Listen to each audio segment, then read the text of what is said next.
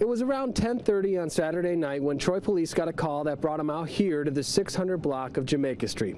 A homeowner simply needed help from police to get rid of a guest who had overstayed her welcome. I asked her to leave. She refused. She had been drinking. He was trying to get her away home safely. That's how the 911 call came in. A boyfriend upset over the actions of his drunk girlfriend. She had put earrings, diamond earrings in her ears and a ring on her finger that belonged to our caller's mother who had passed away. Police say they had no reason to suspect what 33-year-old Sylvia Hope Verellen would do next. One of her very first actions was to punch one of the officers with a closed fist. Now it was assault, and police say it only escalated from there. Through the course of their contact, they had punches thrown at him, she had spit at him, she had kicked at him, she had bit them, tried to bite them. The lieutenant says her actions were getting more daring and dangerous. As they were moving across the front of the house to the police car, she tried to grab one of the officer's firearms from his waist. As for the jewelry that the caller said she had taken from his house, she thought the best course of action at some point was to swallow the earrings. It was promptly regurgitated at the hospital, then returned, while Verellen has been arraigned on 2 counts of assaulting a police officer. In Troy, Dave Spencer, Fox 2 News. All right. I think a lot of people were expecting some sort of video to accompany that story, though. Okay, this next one, it's a feel-good Wednesday. I normally like to do feel-good Fridays, right? This story is about a man who traveled from Southern California to Northern California to donate $1,000 checks apiece to teachers and students from a Paradise school, Paradise, California. Yes, the same town that was completely devastated by the Camp Fire. Heartbroken by the destruction brought by the Camp Fire, Bob Wilson traveled from Southern California to Butte County to help victims of the fire, some of the youngest victims. I just thought that if I could just put a smile on their face and give them some freedom and get them so that they could take their mind off what they've been through. At Chico High School on Tuesday afternoon, he donated a $1 million gift to Paradise High School, giving 980 students and 105 teachers and staff members $1,000 each to do with what they please. The catch? Well, there isn't one. No strings attached here. Hearing it, I was shocked, and this guy hasn't even been here before, and it's so kind of him to do it. And people don't realize how much it helps, even the small stuff. So it's really just helping us all at this point, and anybody can use it for anything, and it's just great for us to have it. For the most part, damage to Paradise High School is minimal, we're told, but the school can't reopen because so much of the surrounding community is gone. Even when we can open it, there's nowhere for anybody to live. You're not going to live next door because the apartments are not there. Some Paradise students have already moved away. That's because the Camp Fire destroyed not only property, but the Paradise High School community for its students.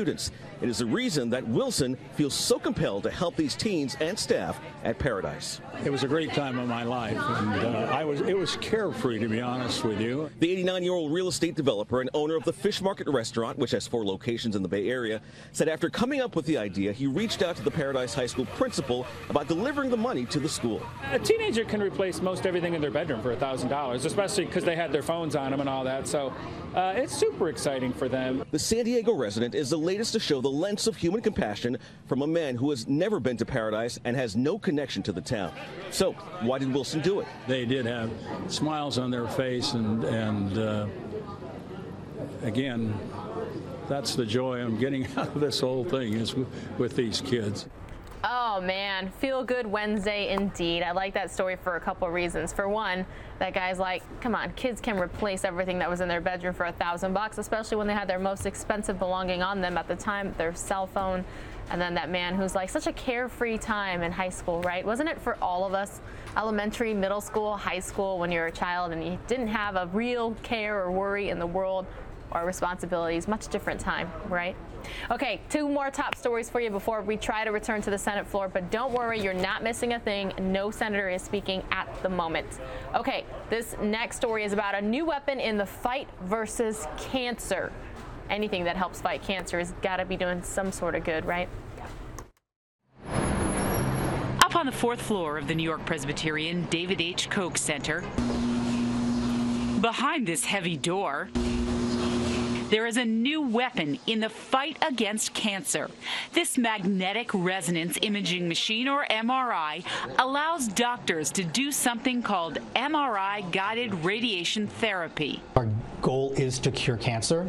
Dr. Humanishu Nagar is a radiation oncologist at New York Presbyterian Weill Cornell Medicine. He says this machine allows him to more accurately hit a tumor with radiation. Lung tumors move when you breathe, when you burp, when you have a hiccup. The machine's technology detects the tumor moving and responds by automatically ending the radiation dose until the tumor moves back into the target zone. What may seem like a minor innovation has major benefits. MRI-guided radiation therapy can protect healthy tissues from radiation exposure. I never had any symptoms to begin with. In 2017, doctors told author and designer Emily Wright she had a malignant tumor on her lung. I couldn't believe it. I kept thinking, well, this was a mistake. Or this was happening to somebody else. She had 5 days of MRI-guided radiation therapy to shrink the tumor. This is an image of her lung. The red dot is the tumor. And you can see it moving around as the patient is breathing. Dr. Nicholas Sanfilippo is Emily's doctor. This treatment allows us to keep the radiation volume as small as possible, so that optimizes their side effects. This is the only hospital in the Northeast using the MRI-guided radiation therapy machine, and doctors are eager to see what the long-term results will be for their patients. They've only been using it here for 6 months. We're expecting patients to be cured of their cancer, live longer, and then give them a therapeutic benefit of not having a side effect from their cancer treatment. Doctors have now told Emily and her husband of more than 40 years her prognosis is excellent. How do you feel now? I feel great. Sharon Crowley, Fox 5 News. All right, getting some interesting viewer comments on the YouTube chat about that one. Any of you out there live in Florida? Some people don't like when I ask the emoji response questions, but let's see those hands up emojis if you do. I've only been to Pensacola, Florida. I would like to get back to the Sunshine State sometime very, very soon. But you heard Mike talk about, oh, if you're getting cold, what about all that citrus? All right, well, let's find out how South Florida is dealing with this latest cold blast. South Florida getting the cold shoulder Wednesday morning, but Miami's Little Havana staple Cafe Versailles lending a warm, welcoming hand, serving up steamy coffee and pastries like hotcakes as soon as they open their doors. What did you think when you first walked out of the house this morning? Oh, I wanted to go back in. I wanted to call out. As South Floridians woke up to temperatures as low as the 40s, the walk-up window at Cafe Versailles staying busy Wednesday morning. Thank you. Okay? You have a good day as well. Really good stuff. This is weather we haven't seen since last winter. But I'm glad that Miami decided to participate in fall this year. Usually we have such hot weather here, we're always roasting, so to have a nice change in weather is fantastic. Over at Coral Gables Elementary School, parent drop-off came with a bit of a bundle of jackets and sweaters, that is, but some parents were caught off guard by the cold weather, running inside to get to the warmth. Oh my goodness, obviously I'm not ready for it. It was warm inside of my house, and I got in the car. I'm freezing right now, so I'm gonna get back in my car, but I like it actually. You like it? I like it when I'm dressed like you. The chilly temperatures forcing Broward County officials to declare a cold weather emergency Tuesday evening into Wednesday morning, with special shelters opening up, giving people a warm place to stay. So this cold weather, you're like, this is not for me. Over in Miami Beach, the chilly temperatures had people putting a pep in their step during that morning commute. But not to worry, South Florida, this chill won't last long. As the saying goes, if you don't like the weather in Florida, just wait a minute. It's true, it's cold for South Florida, but it's only a little while, a little time.